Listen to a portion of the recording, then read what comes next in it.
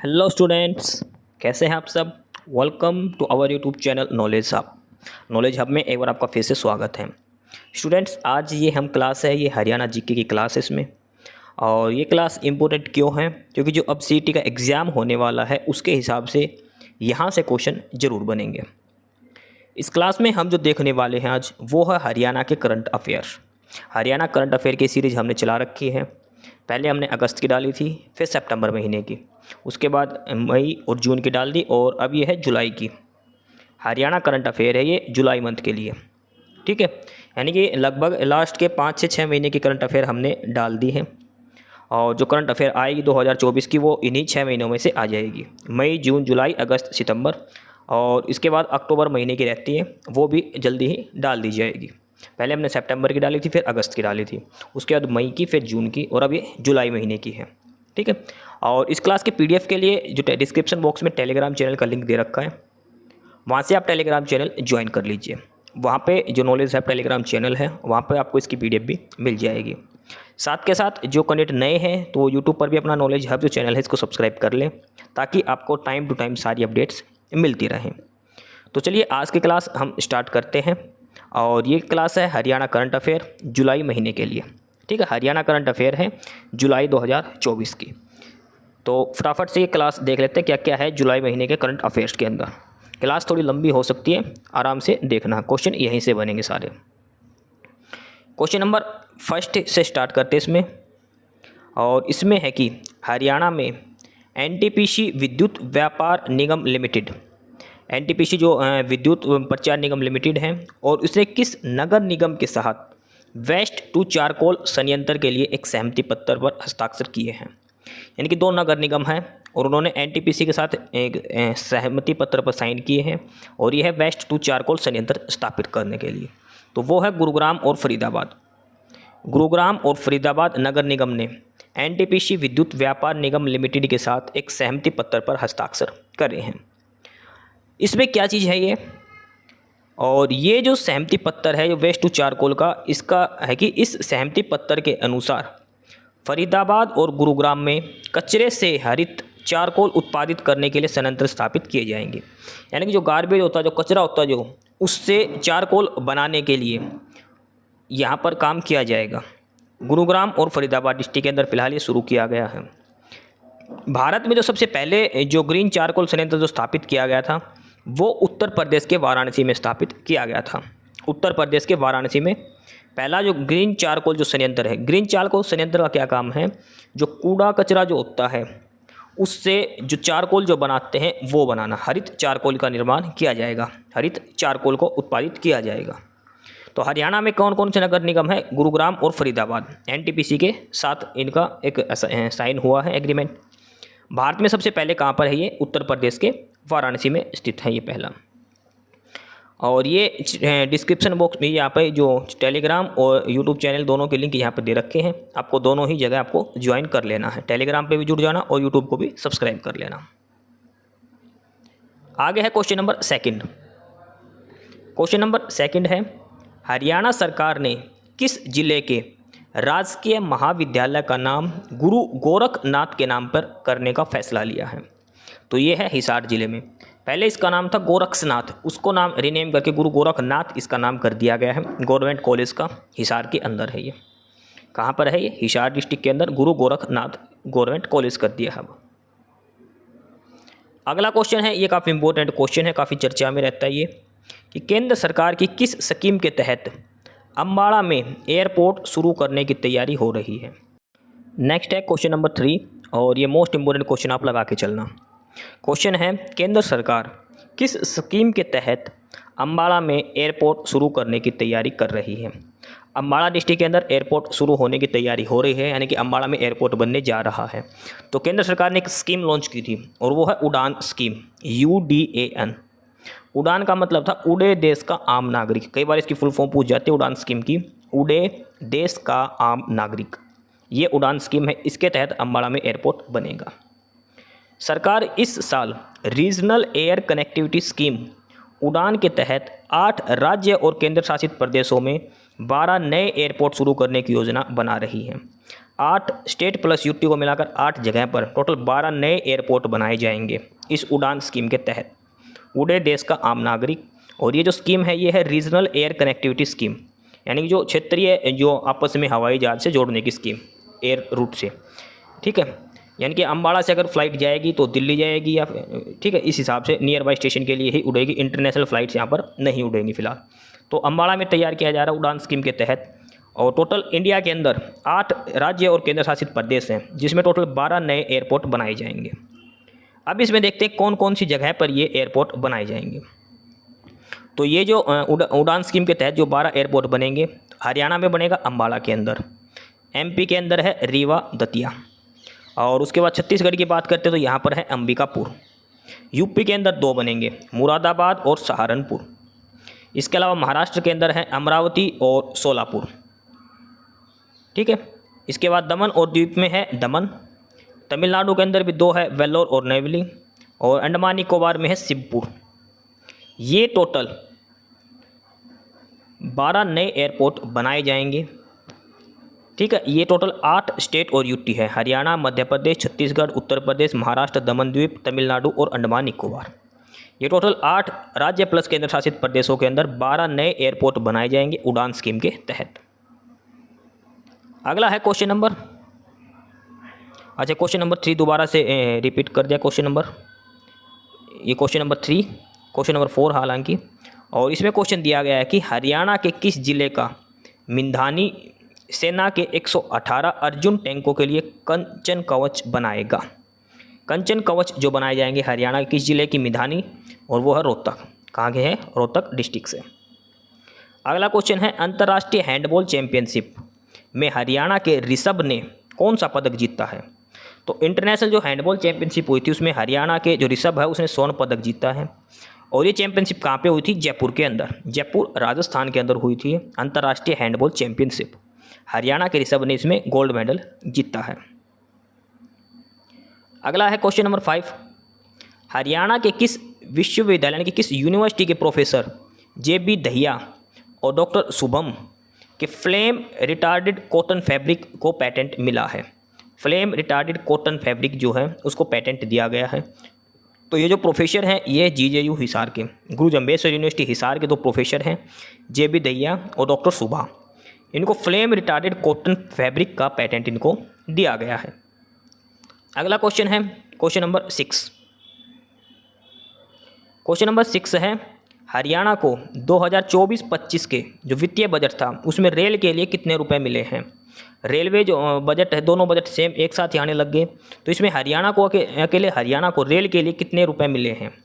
तो वो मिले हैं 3,883 करोड़, 3383 करोड़ रुपए हरियाणा को दिए गए हैं 2024-25 वित्त वर्ष के बजट में रेल के लिए। प्रदेश में अम्बाड़ा कैंट समेत 34 स्टेशनों को अमृत स्टेशन के रूप में विकसित किया जाएगा। जो अमृत स्टेशन का जो चला रखी है सरकार ने, उसके तहत हरियाणा के अंदर 34 स्टेशनों का जीर्णोद्धार किया जाएगा। 34 रेलवे स्टेशनों का जीर्णोद्धार किया जाएगा और इसके लिए हरियाणा को मिले हैं 3,383 करोड़ रुपए दिए गए हैं बजट के अंदर। इसमें अम्बाड़ा कैंट भी शामिल है, भिवानी भी, महेंद्रगढ़ भी, और भी कई नियर बाई स्टेशन हैं जो ऑल ओवर हरियाणा के जो हैं। टोटल 34 स्टेशन हैं जिनका जीर्णोद्धार किया जा रहा है अमृत इसके तहत, अमृत स्टेशन के रूप में। अगला है क्वेश्चन नंबर 7। क्वेश्चन नंबर 7 है कि जूनियर एशियन कुश्ती 2024 जो हुई है उसमें हिसार जिले की ज्योति ने कौन सा पदक जीता है। ज्योति है हिसार डिस्ट्रिक्ट से और इसने जूनियर एशियन कुश्ती चैंपियनशिप 2024 में कौन सा मेडल जीता, और वो इन्होंने जीता है गोल्ड मेडल। हिसार जिले की ज्योति ने गोल्ड मेडल जीता है और यह प्रतियोगिता हुई थी थाईलैंड के अंदर 20 से लेकर 23 जुलाई 2024 को। जूनियर एशियन कुश्ती जो ट्रॉफी हुई थी थाईलैंड के अंदर हुई थी 20 से लेकर 23 जुलाई 2024 तक। इसमें हिसार की ज्योति ने गोल्ड मेडल जीता है। अगला है question number 8। HAU Haryana agriculture university जो हिसार के अंदर है उसको राष्ट्रीय कृषि शिक्षा प्रत्यायन बोर्ड NAB ने कौन सा ग्रेड दिया है। HAU को जो राष्ट्रीय कृषि शिक्षा प्रत्यायन बोर्ड NAB है उसने कौन सा ग्रेड दिया है। HAU को A+ ग्रेड मिला है। HAU को A+ ग्रेड मिला है। और हरियाणा में A++ वाली पहली यूनिवर्सिटी कुरुक्षेत्र यूनिवर्सिटी, ध्यान रखना, जिसको A++ ग्रेड दिया गया है कुरुक्षेत्र यूनिवर्सिटी को। अगला है क्वेश्चन नंबर 9। आम बजट जो 2024-25 है उसमें हरियाणा को कितने रुपए मिलेंगे आम बजट के लिए? वो मिलेंगे 3,632 करोड़। रेलवे का अलग है, रेलवे के लिए 3,383 करोड़ अलग से दिया गया रेल बजट के हिसाब से, और आम बजट में मिलेंगे 3,632 करोड़ रुपए। 2023-24 में हरियाणा को मिले थे 2,345 करोड़ रुपए, और अब की बार मिले हैं 3,632, यानी कि 1,287 करोड़ रुपए एक्स्ट्रा मिले हैं अब की बार हरियाणा को। 2024-25 के बजट में 1,287 करोड़ रुपए ज़्यादा मिले हैं 2023-24 के कंपैरिजन में। तो अब की बार कितने करोड़ रुपए मिले हरियाणा को? 3,632 करोड़ रुपए हरियाणा को दिए गए हैं बजट 2024-25 में। अगला है क्वेश्चन, जूनियर एशियाई कुश्ती चैंपियनशिप। जूनियर एशियाई कुश्ती चैंपियनशिप में हिसार जिले के रोहित नेहरा ने कौन सा पदक जीता है? और वो जीता है ब्रॉन्ज मेडल। जूनियर एशियाई कुश्ती चैंपियनशिप, और ये कहाँ हुई थी? थाईलैंड के श्रीराचा शहर में। थाईलैंड के श्रीराचा शहर में 6 जुलाई से लेकर 24 जुलाई 2024 तक, 6 जुलाई से 24 जुलाई तक जूनियर एशियाई कुश्ती चैंपियनशिप, और हिसार के रोहित नेहरा ने कांस्य पदक जीता है। थाईलैंड में हुई थी ये। अगला है क्वेश्चन नंबर 11, हरियाणा के किस जिले में राज्य स्तरीय महाराजा दक्ष प्रजापति जयंती का आयोजन किया गया? महाराजा दक्ष प्रजापति जयंती का आयोजन किया गया था हिसार डिस्ट्रिक्ट के अंदर। कहाँ किया गया था? हिसार डिस्ट्रिक्ट के अंदर। नेक्स्ट क्वेश्चन है, हरियाणा के किस जिले के राकेश काद्यान ने हाल ही में विश्व की सबसे ऊंची चोटी माउंट एवरेस्ट पर तिरंगा फहराया है? तो जो राकेश काद्यान है वो कहाँ से बिलोंग करते हैं? झज्जर डिस्ट्रिक्ट के। झज्जर के राकेश काद्यान ने विश्व की जो सबसे ऊंची चोटी माउंट एवरेस्ट है वहाँ पर तिरंगा फहराया है। अगला है क्वेश्चन नंबर 13, क्वेश्चन नंबर 13, और इसमें है कि किस हरियाणवी फुटबॉल खिलाड़ी को all India football federation promising women player of the year से सम्मानित किया गया है? AIFF promising women player of the year से सम्मानित किया गया है एक प्लेयर को, और वो हरियाणा की है नेहा। हिसार जिले के मंगाली गांव की भारतीय खिलाड़ी नेहा 18 साल की प्लेयर है, ये फुटबॉल खिलाड़ी हैं। इसको AIFF promising women's player of the year award दिया गया है। नेहा हिसार डिस्ट्रिक्ट से बिलोंग करती हैं। काफ़ी इंपॉर्टेंट क्वेश्चन बनता है क्वेश्चन नंबर 13 वाला। अगला है क्वेश्चन नंबर 14, और ये क्वेश्चन भी जरूर छपेगा पेपर में, लिख के ले लेना इस क्वेश्चन को, कि हरियाणा में किसके द्वारा महिला यात्रियों की सुरक्षा हेतु ट्रिप मॉनिटरिंग सर्विस चलाई गई है? और ये चलाई गई है हरियाणा पुलिस के द्वारा। ट्रिप मॉनिटरिंग सर्विस ये हरियाणा पुलिस के द्वारा चलाई गई है महिला यात्रियों की सुरक्षा के लिए। अकेले यात्री करने वाली महिला हरियाणा 112 पर पंजीकरण कराकर हरियाणा पुलिस द्वारा प्रदान की गई इस सेवा का लाभ उठा सकते हैं। इसमें क्या है कि जो नाइट में वीमेंस जो ट्रैवल करती हैं, आपको 112 पर कॉल करके हैं, उसके बाद वो आपका व्हाट्सअप नंबर दे देंगे, उस पर आपको अपनी लोकेशन शेयर करनी है। जो 112 जो डायल 112 जो टीम है वो आपको कंटिन्यू मॉनिटर करती रहेगी, आपकी लोकेशन ऑन रहनी चाहिए। जैसे ही आपका जो रूट है वो चेंज होता है तो भी पुलिस आ जाएगी, आपकी लोकेशन बंद होती है तो भी पुलिस वहाँ पर पहुँच जाएगी। तो ये ट्रिप मॉनिटरिंग सर्विस चलाई गई है महिलाओं की सुरक्षा के लिए हरियाणा पुलिस के द्वारा, डायल 112 के द्वारा। ठीक है, ये काफ़ी इंपॉर्टेंट क्वेश्चन बनता है, हाल फिलहाल ये काफ़ी चर्चा में चल रहा है ये भी। अगला क्वेश्चन है, किस हरियाणवी को दक्षिण कोरिया में सर्वश्रेष्ठ प्रस्तुति पुरस्कार से सम्मानित किया गया है? जो साउथ कोरिया है उसमें सर्वश्रेष्ठ प्रस्तुति पुरस्कार दिया गया है वो है डॉक्टर ऋचा तोमर को। सोनीपत जिले की डॉक्टर ऋचा तोमर को दक्षिण कोरिया के सियोल, दक्षिण कोरिया की राजधानी है ये सियोल यूनिवर्सिटी में पर्यावरण, ऊर्जा और जैव प्रौद्योगिकी पर आयोजित 73वें अंतर्राष्ट्रीय सम्मेलन में सर्वश्रेष्ठ प्रस्तुति पुरस्कार दिया गया है। डॉक्टर ऋचा तोमर सोनीपत डिस्ट्रिक्ट से हैं। इसको दक्षिण कोरिया की जो सियोल यूनिवर्सिटी है वहाँ पर पर्यावरण, ऊर्जा और जैव प्रौद्योगिकी पर आयोजित 73वें अंतर्राष्ट्रीय सम्मेलन में सर्वश्रेष्ठ प्रस्तुति पुरस्कार दिया गया है डॉक्टर ऋचा तोमर को। दक्षिण कोरिया की राजधानी है सियोल। अगला क्वेश्चन है, ये क्वेश्चन भी काफ़ी इंपॉर्टेंट है। सेना के लिए पॉलीक्लिनिक, हरियाणा में सेना के लिए पॉलीक्लिनिक की तर्ज पर कितने नए अस्पताल खोले जाएंगे? सेना के लिए जो पॉलीक्लिनिक की तर्ज पर कितने नए हॉस्पिटल खोले जाएंगे एक्समैन के लिए? और वो 3, रेवाड़ी, रोहतक और महेंद्रगढ़ डिस्ट्रिक्ट के अंदर। जो सेना के लिए पॉलीक्लिनिक की तर्ज पर यहाँ पर भी हरियाणा के स्टेट में भी खोले गए 3 नए, कहाँ पर? रेवाड़ी, रोहतक और महेंद्रगढ़ में। फिलहाल हरियाणा में कहाँ पर थे ये सेना अस्पताल और पॉलीक्लिनिक? ये है पंचकुला में, अम्बाला और हिसार, 3 ही डिस्ट्रिक्ट में थे। अब 3 और खुल जाएंगे, रेवाड़ी, रोहतक और महेंद्रगढ़ के अंदर पॉलीक्लिनिक्स खुल जाएंगे। ठीक है, एक्स मैन जो एक्स सर्विस मैन जो आर्मी मैन है उनके लिए पंचकुला, अंबाला, हिसार में पहले से है। रेवाड़ी, रोहतक और महेंद्रगढ़ में अब ये नए खोले जाएंगे, 3 और 6 हो जाएंगे हरियाणा के अंदर। अगला क्वेश्चन है, हरियाणा में किस जून में किस चिड़ियाघर में जो शेरनी सुधा है, शेरनी का नाम है सुधा, पहली बार 2 शावकों को जन्म दिया है? और ये है रोहतक जू में। जो रोहतक जो चिड़ियाघर है वहाँ पर एक शेरनी है सुधा नाम से, उसने 2 शावकों को जन्म दिया है। ये क्वेश्चन काफ़ी इंपॉर्टेंट है। क्वेश्चन नंबर 18, पुस्तक का नाम है wired for success. Wired for success, इस पुस्तक का लोकार्पण किसने किया? तो ये जो केंद्रीय मंत्री मनोहर लाल खट्टर जो हरियाणा के सीएम रह चुके, उन्होंने इस पुस्तक का लोकार्पण किया, वायर्ड फॉर सक्सेस। ये पुस्तक किसके द्वारा लिखी गई? काफ़ी इंपॉर्टेंट क्वेश्चन बनता है ये क्वेश्चन काफ़ी इंपॉर्टेंट बनता है। क्यों बनता है? क्योंकि ये लिखी गई है जो हरियाणा पुलिस के डीजीपी है शत्रुजीत कपूर ने। शत्रुजीत कपूर ने लिखा है वायर्ड फॉर सक्सेस। लेकिन और ये पुस्तक आधारित है हरियाणा में बिजली सुधारों की दिशा के लिए। अब क्वेश्चन ये बनता है कि ये तो है डीजीपी हरियाणा पुलिस, लेकिन ये पुस्तक लिखी है बिजली सुधारों की दिशा में, ये क्या चक्कर है? तो डीजीपी बनने से पहले शत्रुजीत कपूर जो हरियाणा का जो HVPNL DHV जो हरियाणा का जो बिजली विभाग है उसके ACS नियुक्त किए गए थे। ध्यान रखना, डिपार्टमेंट के हेड बनाए गए थे बिजली विभाग के, ये पावर मिनिस्ट्री के अंडर में काम करते थे, तो इस वजह से ये उसके हेड रह चुके, तब इन्होंने पुस्तक लिखी थी वायर्ड फॉर सक्सेस, बिजली सुधारों की दिशा में प्रयास कार्य वो लिखे गए हैं। इसने मनोहर लाल खट्टर जी के द्वारा इस पुस्तक का लोकार्पण किया गया था। केंद्रीय मंत्री मनोहर लाल ने नई दिल्ली स्थित महाराष्ट्र सदन में हरियाणा के डीजीपी शत्रुजीत कपूर द्वारा लिखित पुस्तक वायर्ड फॉर सक्सेस का लोकार्पण किया है। ये काफ़ी इंपॉर्टेंट बनता है। अगला है, हरियाणा बाल कल्याण परिषद के मानद महासचिव किसे नियुक्त किया गया है? बाल कल्याण परिषद के, और वो है सुषमा गुप्ता। सुषमा गुप्ता को मानद महासचिव नियुक्त किया गया है। अगला क्वेश्चन है, CCTNS की जून 2024 की मासिक रैंकिंग में हरियाणा पुलिस को कौन सा स्थान मिला है? तो वो मिला है प्रथम। अब क्वेश्चन इसमें यह है कि जो CCTNS ये होता क्या है? तो ये है crime and criminal tracking network and system, यानी कि जो क्राइम और क्रिमिनल को जो ट्रैकिंग करने का जो सिस्टम है, उसमें हरियाणा को जून 2024 की जो मंथली रैंकिंग होती है उसमें हरियाणा को पहला नंबर दिया गया है। हरियाणा पुलिस को पहला नंबर दिया गया है, crime and criminal tracking network and system. Next है क्वेश्चन नंबर 21, किस राज्य को सर्वश्रेष्ठ पशुपालन राज्य का पुरस्कार दिया गया है?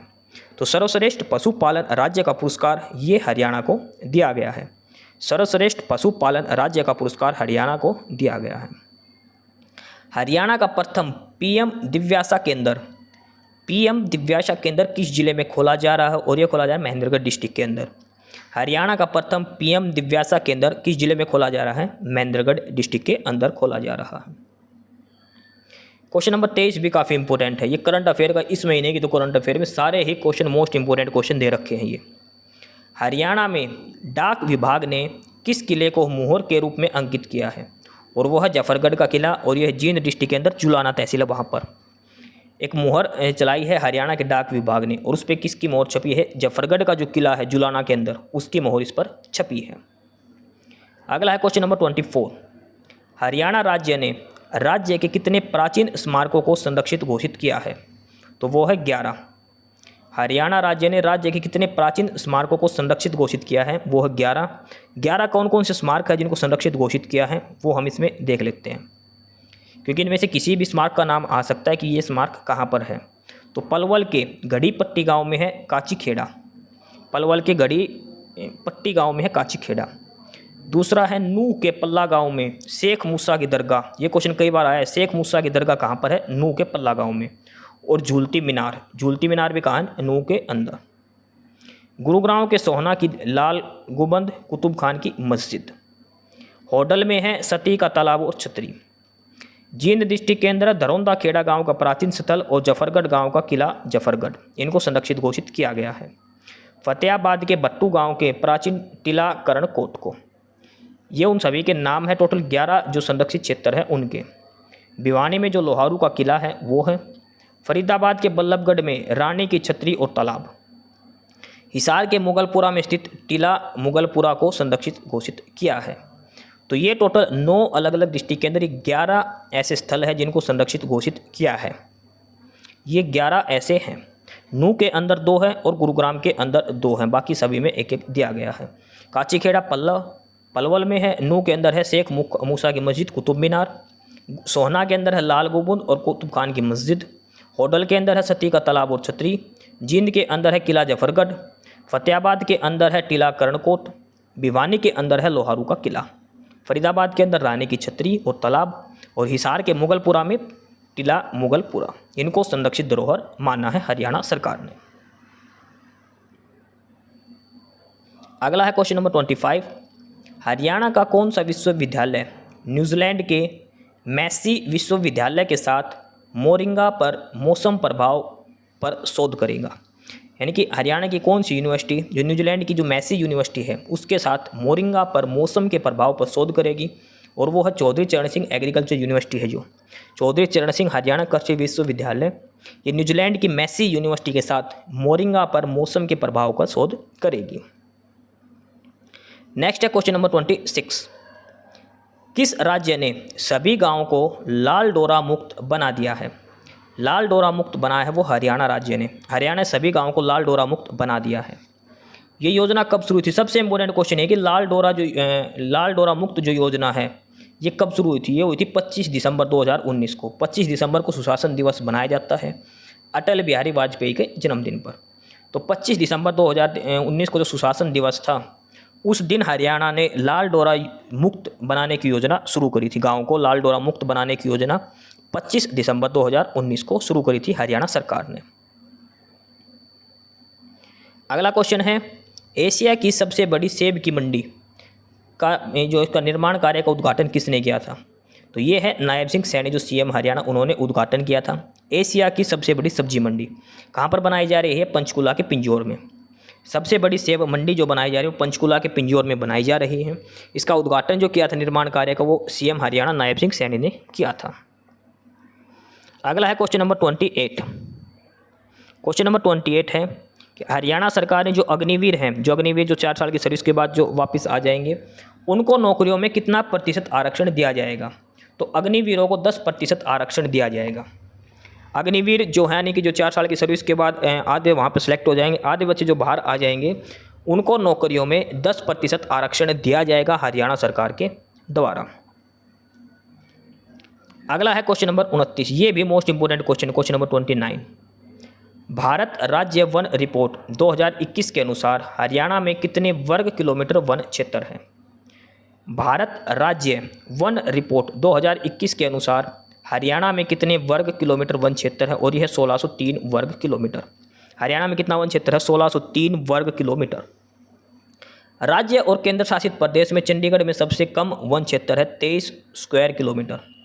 स्टेट और यूटी दोनों को मिलाकर सबसे कम कहाँ पर वन क्षेत्र? चंडीगढ़ के अंदर 23 वर्ग किलोमीटर का है। देश में सबसे अधिक वन क्षेत्र मध्य प्रदेश में है। सबसे अधिक मध्य प्रदेश में है जहाँ पर है 77,493 वर्ग किलोमीटर। इसके बाद छत्तीसगढ़ के बाद है सबसे पहला है मध्य प्रदेश में, उसके बाद है अरुणाचल प्रदेश में। सबसे ज़्यादा मध्य प्रदेश में है और उसके बाद है अरुणाचल प्रदेश में सबसे ज़्यादा वन है। इसके बाद छत्तीसगढ़, उड़ीसा और महाराष्ट्र का स्थान है। ये ध्यान रखना सारा डाटा। सबसे ज़्यादा वन है मध्य प्रदेश में, कई बार ऑप्शन में मध्य प्रदेश नहीं है तो क्या आएगा? अरुणाचल प्रदेश। उसके बाद छत्तीसगढ़, उड़ीसा और महाराष्ट्र। तो सबसे ज़्यादा मध्य प्रदेश में और सबसे कम कहाँ पर है? चंडीगढ़ के अंदर वन क्षेत्र। अगला है क्वेश्चन नंबर 30। किस हरियाणवी ने धन दूत नामक एक ऐप बनाई है? धन दूत नामक जो ऐप बनाई है कार्तिक ने बनाई है। क्या होती है धन दूत ऐप? इस ऐप के जरिए 67 भाषाओं के खातों में पेमेंट आने की अनाउंसमेंट की जाती है। यानी कि जैसे हम दुकान पे फ़ोन पे वगैरह करते तो बोलता है ना कि पेमेंट ऑफ इतने रुपये की रिसीव्ड बाय फ़ोन पे, तो ये 67 भाषाओं में वो बोलेगी। एक धन दूत ऐप बनाई है। कार्तिक कौन है? कार्तिक ने 21 सितंबर 2023 को चैट जीपीटी का भारतीय संस्करण रघुराई वोट बनाया था। जो चैट जीपीटी जो है उसका जो भारतीय संस्करण है उसका क्या नाम है? रघुराई वोट। रघुराई वोट ये बनाई थी कार्तिक ने ही 21 सितंबर 2023 को। और इसी वर्ष ही SRK मेटावर्स मनाया गया था। श्रीकुंज नाम में विश्व का पहला ऑडियो वीडियो ई पेपर और रियल टाइम ट्रांसलेटर तैयार किया गया है। श्रीकुंज नाम से विश्व का पहला ऑडियो वीडियो ई पेपर और रियल टाइम ट्रांसलेटर तैयार किया है। क्या नाम है उसका? Shrikunj. OMG book of record 2 साल की उम्र में कार्तिकेय को यंग इंडिया का यंगेस्ट डेवलपमेंट अवार्ड भी दे चुकी है। OMG बुक ऑफ रिकॉर्ड और 2 साल की उम्र में कार्तिकेय को इंडिया का यंगेस्ट डेवलपर का की खिताब दे चुकी है। धनदूत ऐप बनाई थी कार्तिक ने। इसका काम क्या है, 67 भाषाओं में जो पेमेंट आती है अकाउंट में उसकी अनाउंसमेंट करना। इसके अलावा रघुराई बोट जो चैट GPT का भारतीय वर्जन है, और श्रीकुंज नाम का एक ऑडियो वीडियो ई-पेपर और रियल टाइम ट्रांसलेटर भी है। ये क्वेश्चन थे सारे। अगला है क्वेश्चन नंबर 31। बेटियों को आत्म सुरक्षा के लिए प्रशिक्षित करने हेतु प्रदेश का पहला सेल्फ डिफेंस केंद्र किस शहर में खोला जाएगा? प्रदेश का हरियाणा का पहला सेल्फ डिफेंस केंद्र, और ये किसको लिए, महिलाओं को, जो उनको सेल्फ डिफेंस की टेक्निक सिखाई जाएंगी आत्म सुरक्षा के लिए, और ये खोला गया है अम्बाला शहर के अंदर। अम्बाला सिटी के अंदर प्रदेश का पहला सेल्फ डिफेंस केंद्र खोला गया है, अम्बाला सिटी के अंदर। अगला है क्वेश्चन, हरियाणा सरकार ने सशस्त्र बल और केंद्रीय सशस्त्र पुलिस बलों के युद्ध शहीदों के परिवार को अनुकंपा नियुक्ति नीति 2023 का नाम अब क्या कर दिया है? जो भी SSB वगैरह CIPF में जो भी शहीद होते हैं उनके परिवारों को अनुकंपा के आधार पर नौकरी दी जाती है, तो उस पॉलिसी का क्या नाम है? और वो है वीर शहीद सम्मान योजना। वीर शहीद सम्मान योजना है, जो शहीदों के जो परिवार हैं उनको अनुकंपा के आधार पर नियुक्ति दी जाती है, वीर शहीद सम्मान योजना। अगला है क्वेश्चन नंबर 33। प्राचीन श्री मार्कंडेश्वर मंदिर किस नदी पर है? और यह है मार्कंडा नदी पर। मार्कंडेश्वर मंदिर मार्कंडा नदी पर स्थित है। अगला क्वेश्चन नंबर 34। हरियाणा में 37वां 3 दिवसीय मैंगो फेस्टिवल कहाँ पर आयोजित किया गया? तो मैंगो फेस्टिवल होता है पिंजौर में, पिंजौर के यादवेंद्र गार्डन में। अगला क्वेश्चन है इसमें क्वेश्चन नंबर 35, और ये है कि हरियाणा में 13 जुलाई 2024 को कौन से नंबर का राज्य स्तरीय वन महोत्सव आयोजित किया गया था? यानी जो राज्य स्तरीय वन महोत्सव जो मनाया गया था हरियाणा में, वो मनाया गया था 13 जुलाई 2024 को। तो कौन से नंबर का था? और यह था 75वें नंबर का। कहाँ पर मनाया गया था? ये मनाया गया था करनाल के अंदर। 13 जुलाई 2024 को जो राज्य वन स्तरीय वन महोत्सव जो था करनाल डिस्ट्रिक्ट के अंदर मनाया गया था, तो 75वें नंबर का था ये क्वेश्चन काफ़ी इंपॉर्टेंट है 36 वाला। हरियाणा पुलिस ने प्रदेश की सभी प्रमुख सड़कों पर वाहनों की गति सीमा मैप पर दिखाने के लिए किसके साथ समझौता किया है? और ये किया है हरियाणा पुलिस ने गूगल के साथ। गूगल के साथ एक एग्रीमेंट किया है कि जो हरियाणा स्टेट के अंदर, हरियाणा प्रदेश के अंदर जो सभी जो मेन सड़क जो रोड हाईवेज हैं वहाँ पर जो व्हीकल्स की स्पीड है वो दिखाने के लिए गूगल के साथ हरियाणा पुलिस ने समझौता किया है। ये क्वेश्चन काफ़ी इंपॉर्टेंट है, और ये है कि हरियाणा के जो चीफ सेक्रेटरी टीवीएशन प्रसाद, ध्यान रखना टीवीएशन प्रसाद ये चीफ सेक्रेटरी थे, जुलाई के महीने की बात हो रही है ये। अब जोशी जी हैं, चेंज हो चुके हैं, लेकिन उस समय जो चीफ सेक्रेटरी थे वो श्री टीवीएशन प्रसाद थे। उन्होंने एक पुस्तक लॉन्च की थी, विमोचन किया था पुस्तक का, बी फ्यूचर प्रूफ। तो ये पुस्तक का विमोचन किया था। तो ये पुस्तक किसने लिखी थी? तो ये लिखी थी विकास वर्मा ने। पुस्तक का नाम है बी फ्यूचर प्रूफ। काफ़ी इंपॉर्टेंट है ये। हरियाणा के मुख्य सचिव श्री टीवीएशन प्रसाद ने चंडीगढ़ क्लब में संयुक्त राष्ट्र विकास कार्यक्रम UNDP के उत्तर भारत के क्षेत्रीय प्रमुख विकास वर्मा की पुस्तक का विमोचन किया था। विकास वर्मा कौन है? जो नॉर्थ इंडिया का, जो UNDP में जो नॉर्थ इंडिया का जो रीजनल हेड है विकास वर्मा है, वो उनकी पुस्तक बी फ्यूचर प्रूफ, इसका विमोचन किया था श्री टीवीएशन प्रसाद जो चीफ सेक्रेटरी थे हरियाणा के। ये ध्यान रखना है आपको। बी फ्यूचर प्रूफ पुस्तक लिखी गई है विकास वर्मा के द्वारा। अगला है क्वेश्चन नंबर 38। क्वेश्चन नंबर 38 में है कि हरियाणा प्रदेश ने वर्ष 2024 में कितने पौधे लगाने का लक्ष्य रखा है? तो 2024 में हरियाणा सरकार ने 1.6 करोड़ पौधे लगाने का टारगेट रखा है। 1.60 करोड़ इतने पौधे लगाने का टारगेट किया है, यानी कि 1 करोड़ 60 लाख पौधे लगाने का लक्ष्य रखा हरियाणा सरकार ने 2024 के अंदर। अगला क्वेश्चन नंबर 39। हरियाणा के किस संस्थान को जुलाई 2024 में गोल्ड कैटेगरी में स्कॉच अवार्ड से नवाजा गया है? और यह है हरियाणा विद्यालय शिक्षा बोर्ड भिवानी को। हरियाणा विद्यालय शिक्षा बोर्ड जो भिवानी है उसको जुलाई 2024 में गोल्ड कैटेगरी में स्कॉच अवार्ड से नवाजा गया है, क्योंकि उन्होंने नकल रहित जो परीक्षा करवाने का टारगेट था उसके लिए इनको दिया गया है। हरियाणा विद्यालय शिक्षा बोर्ड भिवानी को स्कॉच अवार्ड दिया गया है। अगला क्वेश्चन, हरियाणा सरकार ने सरपंचों की पेंशन बढ़ाकर कितनी कर दी है? अब सरपंचों की पेंशन 1500 रुपये हो गई है। ठीक है। जिला परिषद अध्यक्ष की पेंशन 2000 से बढ़ाकर 3000 कर दी, और उपाध्यक्ष जिला उपाध्यक्ष की पेंशन 1000 से बढ़ाकर 1500 रुपये कर दी गई है। पंचायत समिति के अध्यक्ष की पेंशन 1500 से बढ़ाकर 2250 रुपये, और उपाध्यक्ष की पेंशन 750 रुपये से लेकर 1125 रुपये कर दी गई है। ये कुछ पेंशन है जो हरियाणा सरकार के द्वारा बदली गई है। सरपंचों की 1500 रुपये हो गई है, जिला अध्यक्ष की 2000 से 3000, उपाध्यक्ष के 1000 से 1500। ये क्वेश्चन है जो सीईटी के एग्जाम में भी पूछा गया था अभी ये, और ये कि केंद्रीय मंत्री है गजेंद्र सिंह शेखावत। केंद्रीय मंत्री हैं गजेंद्र सिंह शेखावत। केंद्रीय पर्यटन मंत्री गजेंद्र सिंह शेखावत हरियाणा के किस शहर में स्काई डाइविंग की थी इन्होंने? और ये की थी नारनौल के अंदर।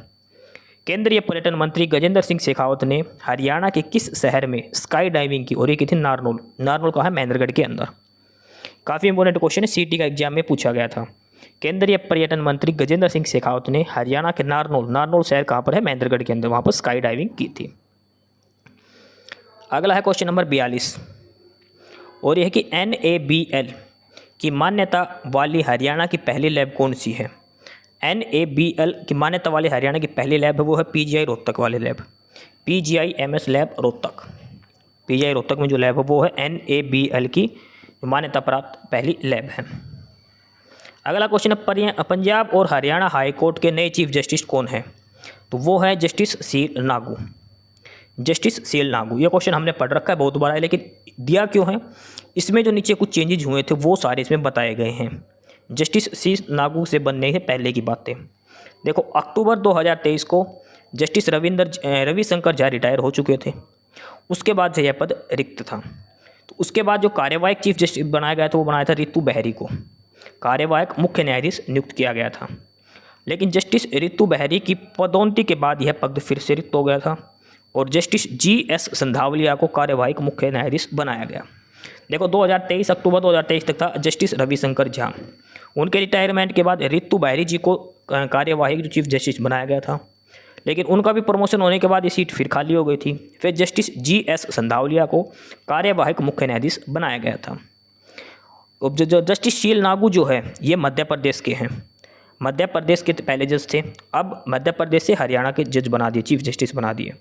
इससे पहले ये हरियाणा के तीसरे नंबर के ऐसे, जो मध्य प्रदेश के तीसरे जज ऐसे जो हरियाणा के बने हैं। ठीक है, यानी कि जो पहले मध्य प्रदेश के चीफ जस्टिस रह चुके अब हरियाणा के ऐसे तीसरे जज हैं।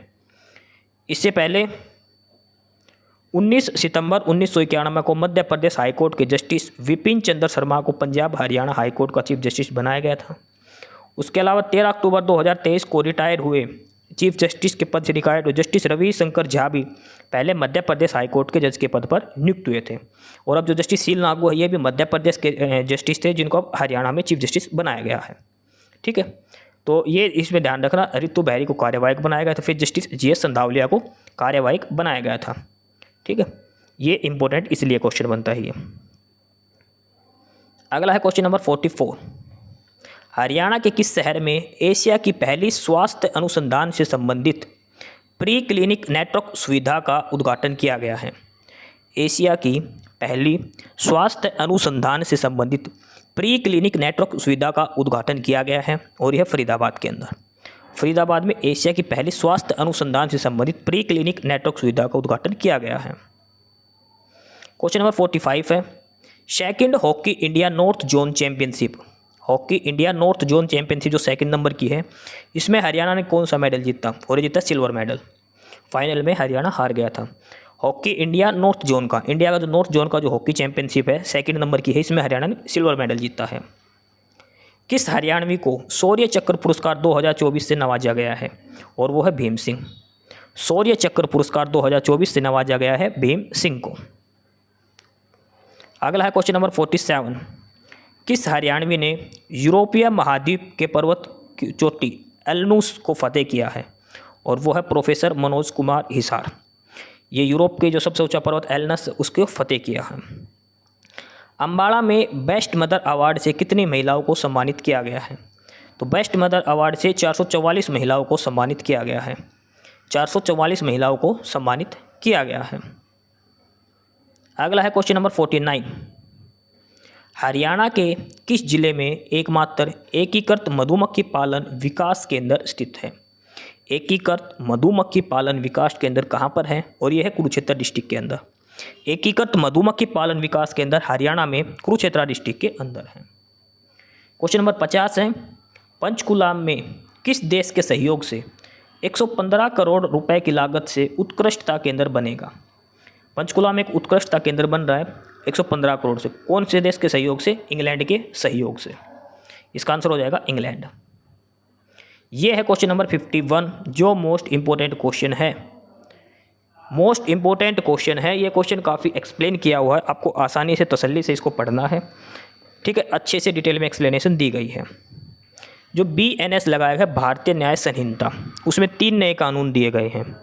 उसके तहत हरियाणा में पहला केस किस जिले में दर्ज किया गया? तो वो किया गया था सोनीपत के अंदर। भारतीय न्याय संहिता के 3 नए कानून दिए गए हैं। जो पहले IPC CRPC थे वो हटा दिए, अब नए हैं भारतीय न्याय संहिता के। तो सबसे पहले हरियाणा में जो केस हुआ है वो किया गया है सोनीपत के अंदर। ये तो क्वेश्चन। अब इसका डिटेल में एक्सप्लेनेशन देखते हैं। जो इंपॉर्टेंट चीज़ है वो हम पढ़ते हैं। भारतीय न्याय 3 नए कानून हैं। पहला तो है भारतीय न्याय संहिता। पहला है भारतीय न्याय संहिता। दूसरा है भारतीय नागरिक सुरक्षा संहिता। तीसरा है भारतीय साक्ष्य अधिनियम। ये 3 नए कानून हैं जो पुलिस के जो होते थे 3 नए कानून, उन्हीं की जगह है भारतीय न्याय संहिता, भारतीय नागरिक सुरक्षा संहिता और भारतीय साक्ष्य अधिनियम। ये लागू कब से हुए हैं? ये हुए हैं 1 जुलाई 2024 से पूरे देश में लागू हो गए हैं। 1 जुलाई 2024 से जो नए कानून है IPC CRPC की जो धाराएं होती थी पुलिस की वो हटा दी गई हैं। अब 1 जुलाई 2024 से नए कानून लागू हुए हैं। भारतीय न्याय संहिता, भारतीय नागरिक सुरक्षा संहिता, भारतीय साक्ष्य अधिनियम 1 जुलाई 2024 से। इसके तहत हरियाणा में जो पहला केस वो सोनीपत में दर्ज हुआ है सुबह 3:10 पे लूट का दर्ज। और देश का पहला केस मध्य प्रदेश में हुआ है 12:15 बजे। देखो, अगर ये पूछे कि देश में सबसे पहला केस कहाँ पर दर्ज किया गया है तो वो किया गया है मध्य प्रदेश में। कितने बजे? 12:15 बजे रात को। हरियाणा में सोनीपत में सुबह 3 बजे केस दर्ज किया गया है। जो भारत के जो नए कानून बने हैं भारतीय न्याय संहिता BNS के आधार पर 1 जुलाई 2024 से लागू हुए हैं। इसके बाद है इसमें 21 दिसंबर 2023 को भारत की संसद ने इसमें लिखा है आगे 21 दिसंबर 2023 को भारत की संसद ने मौजूदा क्रिमिनल कानूनों को बदलने के लिए 3 नए आपराधिक कानून पारित किए और इन्हें 25 दिसंबर 2023 को राष्ट्रपति द्रौपदी मुर्मू ने मंजूरी दे दी थी। कानून कब पारित किए गए थे? 21 दिसंबर 2023 को। अनुमति कब मिली थी इनको? 25 दिसंबर 2023 को। और लागू कब से हुए हैं ये? 1 जुलाई 2024 से ये लागू किए गए हैं। लागू कब से हुए हैं ये? 1 जुलाई 2024 से। ये सारी डेट आपको याद रखनी जरूरी है। सबसे पहला केस दर्ज हुआ था मध्य प्रदेश में। हरियाणा में कहाँ पर हुआ था? सोनीपत के अंदर सबसे पहला केस दर्ज किया गया था। अब आगे इसमें है BNS यानी कि भारतीय न्याय संहिता कानून में IPC के 22 प्रावधानों को निरस्त कर दिया गया, यानी कि 22 प्रावधान थे उनको हटा दिया और 75 में बदलाव किया गया है। IPC की जो धाराएं थी उनमें से 22 हटा दी गई हैं, 75 में बदलाव किया गया और साथ के साथ 8 नई धाराएं जोड़ी गई हैं। IPC जो इंडियन पेनल कोड होता था उसमें चेंज किया गया है BNS कानून के तहत। भारतीय न्याय संहिता 2023 में अब कुल 356 धाराएँ हैं। IPC की जो धाराएं थी उनकी जगह अब BNS चलेगा, भारतीय न्याय संहिता, और इसमें कुल 356 धाराएं हो गई हैं। 22 हटा दिए गए हैं नई, 75 में चेंज किया गया और 8 नई धाराएं ऐड की गई हैं। वहीं 1898 में बने CRPC क्रिमिनल जो प्रोक्योरमेंट जो कोड होता था उसकी जगह चलेगा भारतीय नागरिक सुरक्षा संहिता 2023। देखो, IPC की जगह चलेगा BNS, CRPC की जगह चलेगा भारतीय नागरिक सुरक्षा संहिता 2023।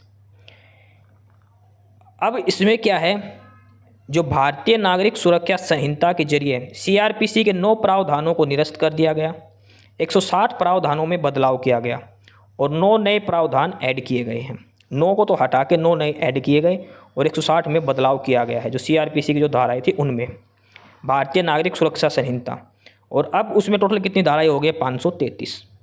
सीआरपीसी की जगह जो नया है भारतीय नागरिक सुरक्षा संहिता, इसमें अब कुल 533 धाराएं हो चुकी हैं। वहीं बीएनएस में बात करें तो 356 टोटल धाराएं हैं।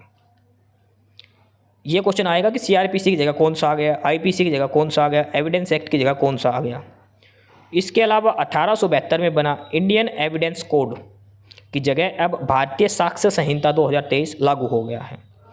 भारतीय साक्ष्य अधिनियम 2023 इंडियन एविडेंस कोड के 5 प्रावधानों को निरस्त कर दिया गया है। 23 प्रावधानों में बदलाव किया है और एक नया प्रावधान भी शामिल किया गया है।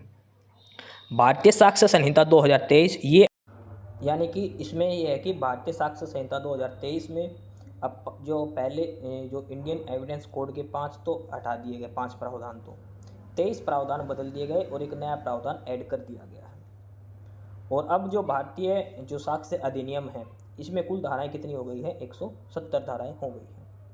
क्वेश्चन यहाँ से सारा कुछ पूछा जाएगा। आईपीसी की जगह आ गया है, देखो फटाफट से रिवाइज कर लो, आईपीसी की जगह आ गया है बीएनएस। कब से लागू हुआ है? 1 जुलाई 2024 से। पहला केस कहाँ पर आया था? मध्य प्रदेश में।